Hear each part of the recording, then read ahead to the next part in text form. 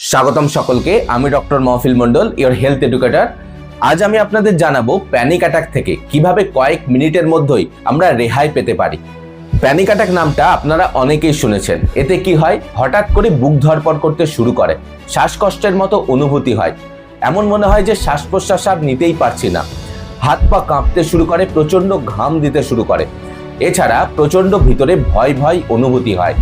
হঠাৎ করে যদি প্যানিক অ্যাটাক হয় তাহলে তিনটি সহজ উপায়ের মাধ্যমে খুব তাড়াতাড়ি কিন্তু এই প্যানিক অ্যাটাক থেকে বের হয়ে আসা বা রেহাই পাওয়া সম্ভব।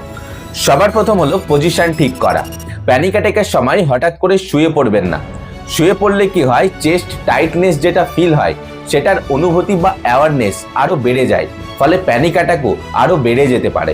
এই সময় কি করতে হবে, আপনাকে সোজা আপরাইট পজিশনে অথবা হালকা ফরওয়ার্ড পজিশনে সবার প্রথমে বসতে হবে। এতে কি হয়, আমাদের চেস্ট বা লাংস দুটো আরো এক্সপ্যান্ড হয়, ফলে সাফোকেশনের যে অনুভূতি থাকে সেটা অনেকটা কমে যায়। এরপরে অবশ্যই খেয়ালে রাখতে হবে পা দুটো যেন মেঝেতে ফ্ল্যাট অবস্থায় পুরোপুরি টাচ করে থাকে, আর এর সাথে ব্যাক বা পিঠে কোনো সাপোর্টও দিয়ে রাখতে পারেন, যেমন কোনো চেয়ার অথবা দেওয়ালের সাপোর্ট। এই পজিশনে কি হয়, যেহেতু প্যানিক অ্যাটাকের সময় আমাদের ব্রেনের ভিতরে বিভিন্ন অ্যালার্মিং সিগন্যালসগুলো চলতে থাকে, সেগুলো অনেকটা কমে যায়, ফলে পশ্চারের মাধ্যমেই সাইকোলজিক্যালি আমাদের বডির উপরে একটা কন্ট্রোল আসে। এরপরে 2 নম্বরে হলো ব্রিদিং টেকনিক।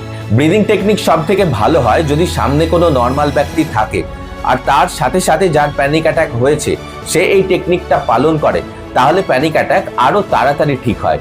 এই টেকনিকটা কিন্তু ওই পজিশনেই করতে হবে যে পজিশনটা আমরা সবার প্রথমে জানলাম, অর্থাৎ সিটিং আপরাইট পজিশনে।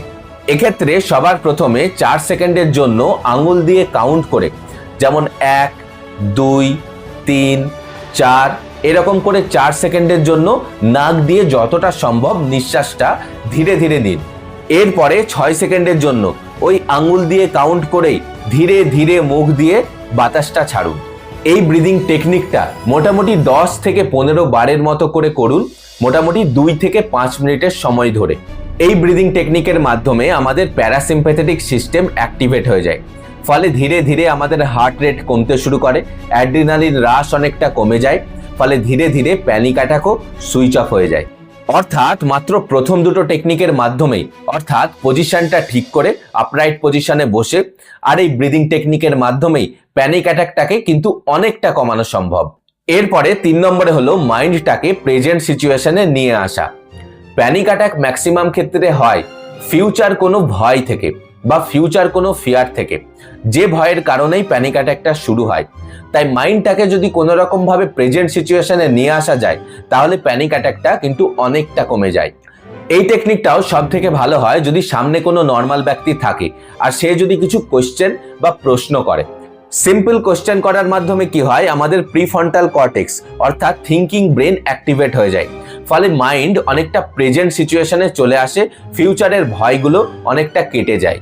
কোশ্চেনগুলো কিন্তু অনেকটা স্পেসিফিক হওয়া প্রয়োজন, বিশেষ করে ভিজুয়াল কোশ্চেন হওয়া অত্যন্ত জরুরি, অর্থাৎ যে জিনিসগুলো ওই ব্যক্তি তখন দেখতে পাচ্ছে সেই জিনিসগুলো নিয়ে কোশ্চেন করা সব থেকে ইম্পর্টেন্ট। যেমন এমন কোশ্চেন করা যেতে পারে, Try to take a breath. What do you see? A blue water bottle. Good. What else? A blue folder and a blue curtain. অথবা সিম্পলি আঙ্গুলস বা ফিঙ্গার্স গুলো দেখিয়ে কটা আঙ্গুল তুমি দেখতে পাচ্ছ সেটা কাউন্ট করতে বলা। এই ধরনের ভিজুয়াল কোশ্চেন করলে আমাদের ভিজুয়াল কর্টেক্স অনেকটা অ্যাক্টিভেট হয়ে যায়, যা অ্যামিগডালাকে শান্ত করে দেয়, ফলে আমাদের অ্যাংজাইটিও বা প্যানিক অ্যাটাকও অনেকটা কমে যায়। তাহলে সিম্পলি এই 3টি স্টেপ ফলো করুন। একটা পজিশন ঠিক করুন, 2 নম্বর ব্রিদিং টেকনিকটা ফলো করুন, আর 3 নম্বর মাইন্ডটাকে প্রেজেন্ট সিচুয়েশনে নিয়ে আসুন। এই 3টি টেকনিক ফলো করলেই প্যানিক অ্যাটাক কিন্তু অনেকটা কমে যাবে। আজকের ভিডিও এই পর্যন্তই। সকলে ভালো এবং সুস্থ থাকবেন। ভিডিওটি ভালো এবং ইনফরমেটিভ লাগলে অবশ্যই লাইক, শেয়ার, সাবস্ক্রাইব এবং কমেন্ট করবেন। অনেক অনেক ধন্যবাদ।